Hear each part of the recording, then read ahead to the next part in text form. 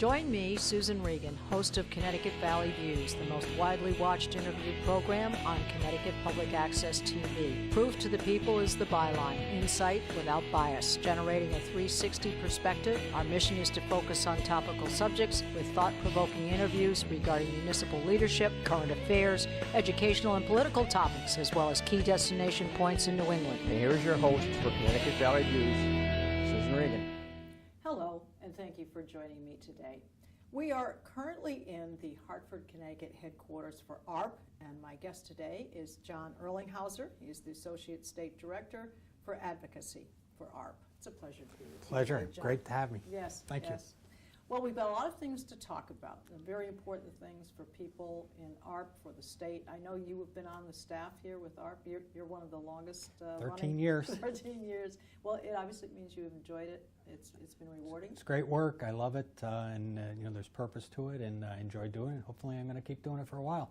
Just out of interest, what were you doing before you came to AARP? I spent 6 years running a congressional office in Connecticut. Former Congressman Jim Maloney, we represented the 5th Congressional District, and I was his Director of Operations here in Connecticut, so I ran that office for 6 years. And prior to that, I spent 4 years working in the state legislature as an aide in the state Senate. And so after the congressional office was eliminated by virtue of redistricting, I was looking for something to do that actually had purpose. I tell people, you know, I could have gone into lobbying on any number of issues. Sure. But what drew you to this then? well, you know, to be effective at something, I think you have to. It has to be your passion. You know, you and I were speaking earlier about horses and veterans, and those things are your passions. And you know, I'm the youngest child. I had elderly parents, and you know, senior issues were always something that I lived. Sure. And so, you know, I knew I could make a difference because it was something that I believed in. So, you know, AARP for me was the perfect fit. Yes.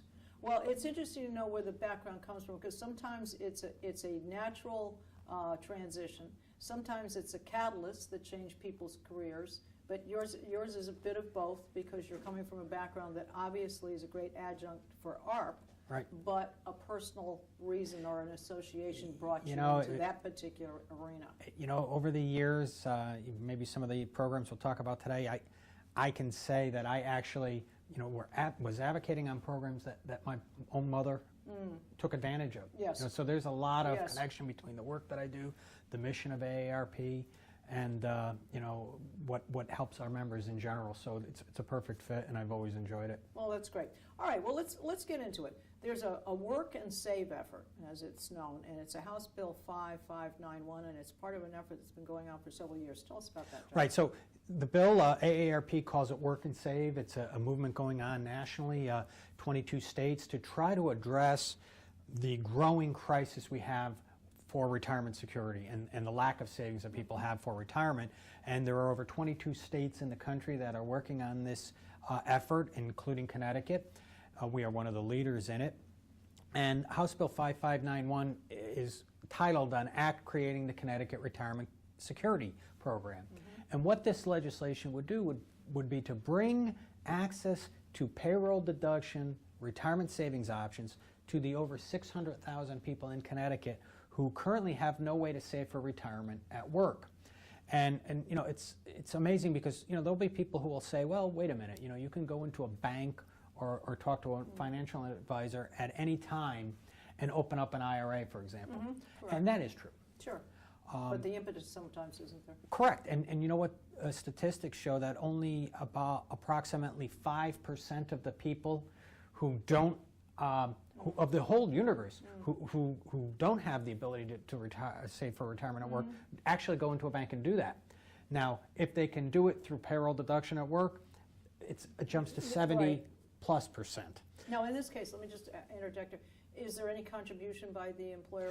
No. So what we're talking about here is the state of Connecticut would help facilitate a private account with a private investor, which would be selected by a bidding process through a quasi-public-private agency, so it's not technically the state of Connecticut.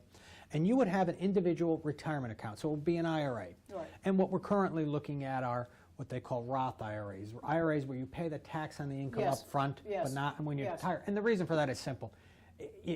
we don't want to divert any more revenues away from the state now, Right. because if we do a straight IRA, people would be saving tax deferred, which means we make our budget hole, which we'll talk about later, even bigger. Yes. So, the state would basically have no responsibility in this, no liability. Yes. The employer would have no liability, would not be required to make any contributions. They would simply have to deduct from your payroll a preset amount. The default amount will be 3%, and employees could make it lower, they could make it higher. Can they make it as high as they want? They could make it as high as the law allows for an Okay. IRA.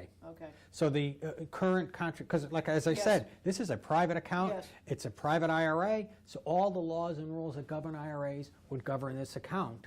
So whatever the law allows for Yes. contribution limits and annual contributions would still be in effect with regards to this And I account. think it's good that the taxes are taken out front also, because that way, whatever you see in your account is what you actually have. Well, and that's true, and that's an important thing. Gee, I've got, whatever in there now, and You know- it's all yours. That's right. You hit the nail right on the head. And just to kind of build off of that, stressing the fact that it's your account, you will have access to this account in all the traditional ways that you currently have access to. So, a lot of people try to put out there this notion that the state, we don't want them managing anybody else's money. They can't balance their budget. Right, they can't right, manage the right, pensions. right, The right. state's not doing that. Yeah.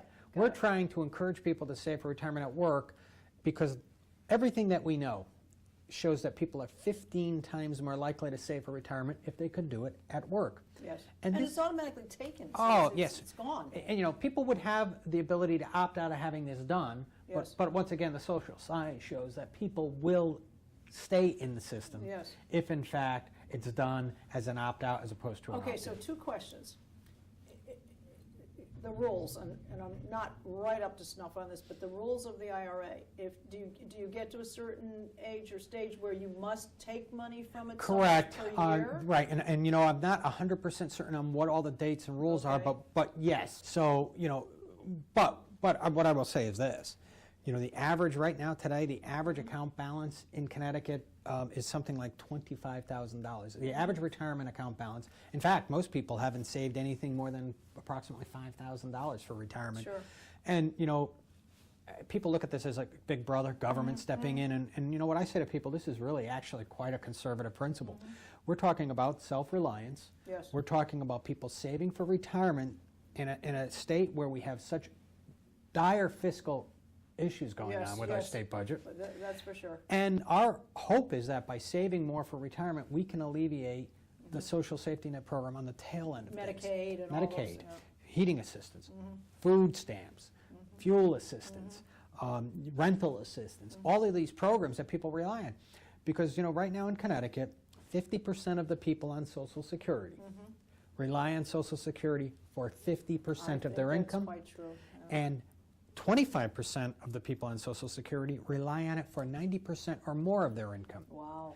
And when you think about what the average Social Security check is in Connecticut, It's not enough to cover it's not. So medicines and we want to stuff. encourage people. There are over Out-of-pocket 600,000 people, right? And they're making $50,000 a year or less. And while products may exist in the market today, people aren't going after those products. And the companies that sell those products are not going after these customers because the accounts would be so small and the fees would be so high that it's not worth it for them to go after them. No. With this, we're aggregating these people. Yeah, it's a pool. It's a big The larger pool. the pool you can make it, the better. Absolutely. For We everybody. keep fees down. Right. And we help people in the long run, including the state of Connecticut and all taxpayers that wouldn't have to deal with this law because it alleviates our tax burden down the road. And I just want to stress one more quick thing. This only would apply to businesses of 5 or more employees Okay. who currently offer no pension or 401k opportunity to their employees. And that pension thing, it used to be a great perk. Well, It we just knew. Hardly exists. My father had a pension. He had Social Security. I'm one of the lucky ones at AARP. We have a pension. We also have a 401k. And, I have private savings that I do on my own. With Yes. Social Security, that's great. So all of the above. Yes. We believe in more information, more education, more information. We want the marketplace that currently exists to work. And, in fact, businesses could meet the requirements of the law by offering something on their own without having to get involved with this whole Sure. program. But once again, as I say, it's the state just facilitating All right, private investment. So 2 more questions. If if they have this IRA, Yep. you know, and then there's always the God forbid situation, the person dies, then that has to be built into the will, right? That's a, Yeah, all of the, so, as so I say, that becomes something that is, that you can name the you could name person. who the money would go Okay. to, and you know, it would be a part of everything else that you would traditionally have to do with savings in that regard. Now, you know, with a Roth IRA, there are certain restrictions on the account that don't Yes. exist in a traditional IRA Yes. in terms of withdrawals and so forth. So it's a little more restrictive in that regard. But I look at that as also even a plus, because you know, you don't want You want it to be people kind to- of a lockbox. you don't know? want to rate it. Right. I mean, probably the biggest mistake I ever made was when I borrowed against my 401k. Right, You know, right. I was in a, Well, sometimes when you're younger and you I- do you it, know, you deposit on a house. Or you live and whatever. learn. But, you Yeah. know, if some of the people that are going to be affected by this law are in their early 20s. Yes. And if they start saving now, even if it's $5 a week, the Yes. compounding effect is so great that it would be so much more. Why has it taken so long to get this in place? We said it had been several years. I have been working on this for over 10 years at Well, AARP. I mean, it's a good thing for the people. It's a good thing for the employers because it's kind of a benefit that they can offer. It's a good thing for the state. I think some of held it up? Well, I think there are some business organizations that fight this because they don't like the notion of the government telling them it's the anything. government thing. All right. And I think then there are some financial firms who offer products who say, well, we don't want to Yeah. compete with the government for this Right. because they may be able to do it cheaper Yes. and better. Yes. And then I think finally for years there was a question as to whether or not the federal law would even allow states to do this. Well, you know, President Obama in last year's White House Conference on Aging basically directed the Department of Labor to issue guidelines making this permissive by the states so that it doesn't violate ERISA, which is basically just a consumer protection for investors. And so we're really confident that all of the stars and planets are Yeah. aligning, Yeah. and that this is going to be the year that we're going to get When do you think this. this could or should Well, it occur? passed out of the Labor Committee, 9-5 vote, and the session adjourns May 4th, and so we're hopeful that that this will be taken up in the next couple of weeks. It's on the calendar of the House of Representatives, and it has some strong support from the House Majority Leader Joe Arsimowitz, and strong support from Senate President Marty So Looney. this really could be a bipartisan thing. You know, we're hopeful that we can get some bipartisan support in other states, New Jersey. I mean, this is right in the middle of the budget planning. It seems to me a natural. You know, you would think, because this will help Gonna save the serve. state. It'll help solve some long-term structural problems with our safety net program. Now So, you're going to have firms bidding on this. the ones right. that- So, yeah, the quasi-public private agency, and this is where it gets great because the government, the state of Connecticut, puts no money up front Right. because it'll cost money to get this enterprise running. So the board that's set up, the agency that's set up, will put this out to bid. You can only have kind of one winner of the bid. So some will say, well, you won't have competition. Well, you hit the nail on the head. The reason you can only have one is because you need scale. Right, Without the scale, you Yes, can't keep that's- costs down. yes, And then we're in the yes. same boat we were in before. right, right. And the people that win the bid will put the money up front to Okay, get the so it enterprise covers going, yep. and it'll cover the upstart costs. Well, it's They- worth it to their investment. Absolutely, and they'll recoup those costs from the fees paid by the investors, the individual account holders, over Okay. time. But when I mention the fees Yeah. that these accounts will have, I'm talking about between 0.5% to 1% Oh, is that's- all that that's it's going to very cost low, yeah. account holders. So it's very low. And this was all studied for 2 years. Good. We worked, the state and the Retirement Security Board worked with experts from Boston College Center for Retirement Research, Mercer Consulting Group, labor lawyers and investor lawyers out of Washington, D.C., and research from AARP and other organizations. And other So states that have this in place. Illinois is in, they passed legislation, they're implementing. California took the route that Connecticut did, where we actually extensively Okay. researched it. So Okay. they're on course, we're on course. Maryland, Senate passed it. Washington State and New Jersey have pushed forward some legislation. So it's going on all over the country because, you know, we have a $7 trillion, with a T, $7 trillion savings, retirement savings deficit. And what I mean by that is there is a difference of $7 trillion between what people have saved for retirement and what they need to save for retirement. And that's just to get by. That's not to Yes. have a life of leisure in Yes, retirement. yes. That's just to get by. Just to cover the basic, The basics. living expenses. Well, this also obviously we mentioned the Social Security, people relying on it, but then this also, because we have this looming thing, I don't know what the date is, 2037, they're going to run out. Yeah. So this is a kind of a precluder or prevention. Yep, and you know, AARP, so it won't run out, but it'll be able to pay 70% of benefits. Yes. And part of the reason it's able to even do that was because of changes that were made in the 80s and 90s to address the structural deficit that was going to be facing the system when the baby boomers started retiring, which started happening a couple of years ago because there's so many of them. Right. And we're working on what we call Take a Stand. So you can go to www.2016takeastand.org and learn about our efforts to work with all the presidential candidates to get them to put forward a plan to deal with that structural problem now that looms in 20 years. Because if we do it now and we make changes, hard changes, because they're going to have to be hard. It's going to be a hard transition. Yeah. We can make the medicine that much more easy 20 years from now. And by the way, there's not one thing. Younger ones. Absolutely, and there's not just one thing you can do to solve the problem. It's going to take a combination of tough pills. Well, you can see the tattering of it because the increase, sometimes they don't even have a cost of living increase. Yeah, it's and kind of like, no, I'm sorry, it's staying the same. There are many times that cost of living increase is less than what your increase in Medicare premiums are, so you really end up seeing a net loss many years, and that's because of the way they calculate that cost of living, not to include things like heat and groceries. Right. Right. So well, the burden also falls.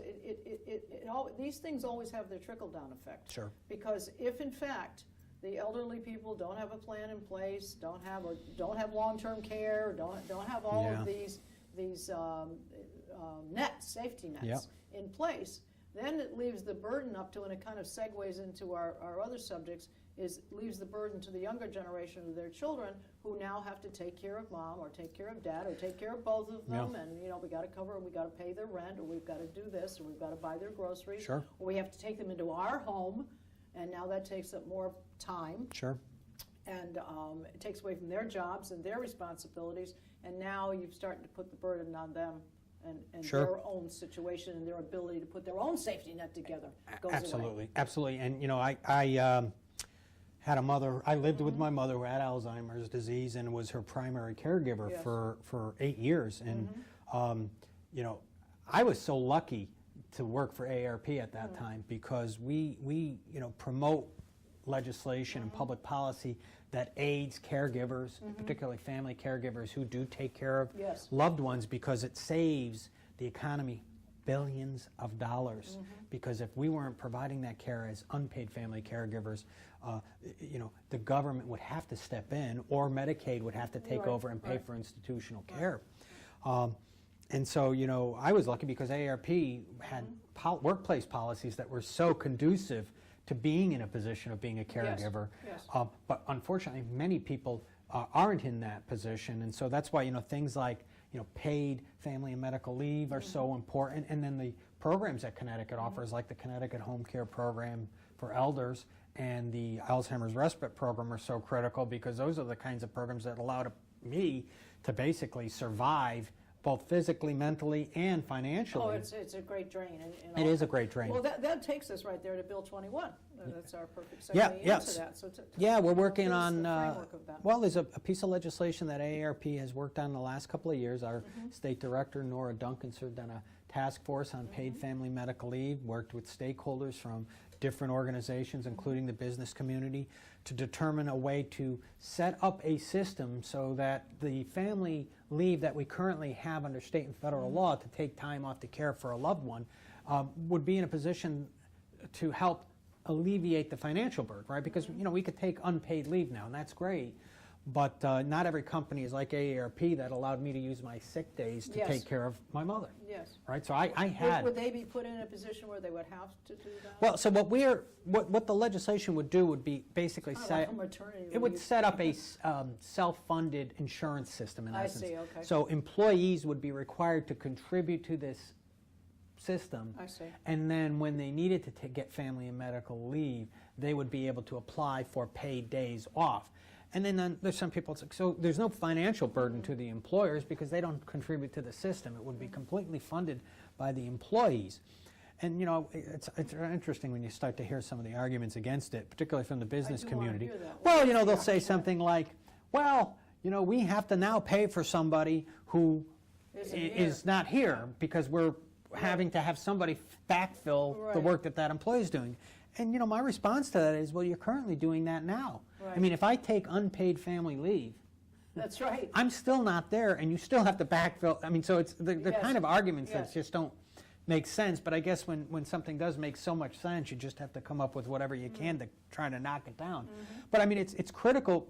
And the reason we support it so strongly is because of the caregiver aspect. I mean, we place such a high value on these caregivers, the billions and billions of dollars that they contribute to caring for loved ones. It's not only, you know, somebody like me, you know, would tell you, when you've done it, and, you know, a lot of stress. See, that's what I think. I think when it touches home for many of the legislature people, and it hits home, it suddenly well, you know, I mean, makes sense. Being a family caregiver was one of the most stressful, you know, time-consuming, health-consuming things I've ever done, and I would never change it in any way. I mean, it was one of the most rewarding experiences of my life.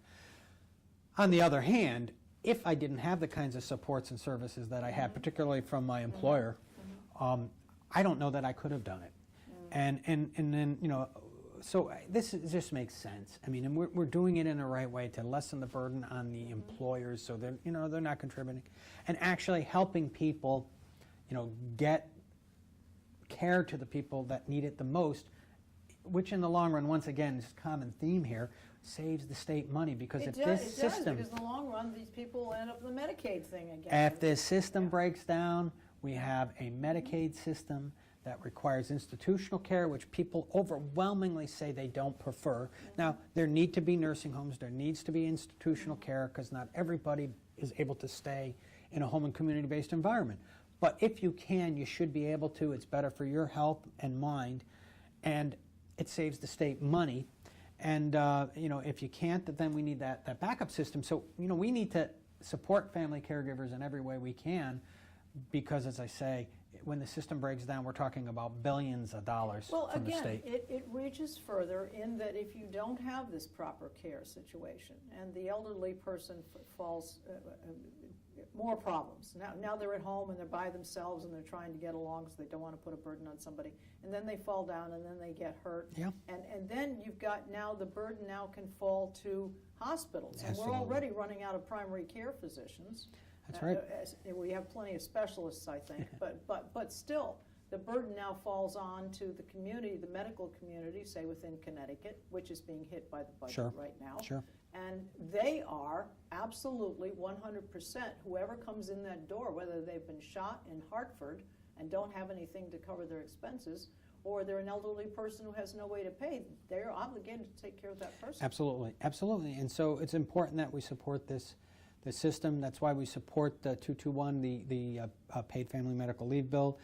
You know, and I want to stress, you know, we talked about the retirement security legislation. We talked about the family medical leave situation. You know, listen, we can have differences of opinion about whether that the government has any role in these things or not, but I think it's important, and that's why I appreciate so much being on programs like Valley Views, because we're able to actually get the real facts out there, because it's so easy for people to say, well, this is, sound bites and you know, this is such a burden on businesses, or you know, you hear something like, you know, sticker phrases, you know, when it sounds like a great argument when somebody says, well, who's going to pay for me to have to replace that employee when they're out on leave? And you know, it sounds like a really legitimate argument, but when you sit back and you say, well, wait a minute, you're already doing that. The only person who's actually being hurt in that situation is the employee, because they're taking care of a loved one without getting paid. So where are we on status on this? I mean, do you think this is going to fly? Well, we're hopeful that it'll fly.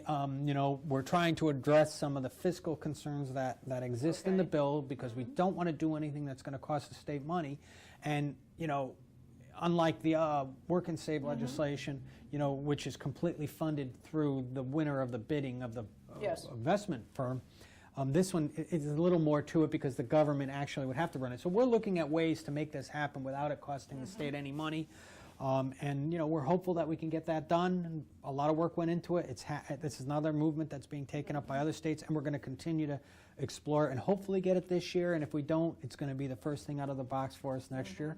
and we'll keep our fingers crossed. It all makes sense. It all makes sense, and I know Nora's been working very hard. She has been really a leader on the Paid Family Medical Leave Task Force and a leader on this issue in Connecticut.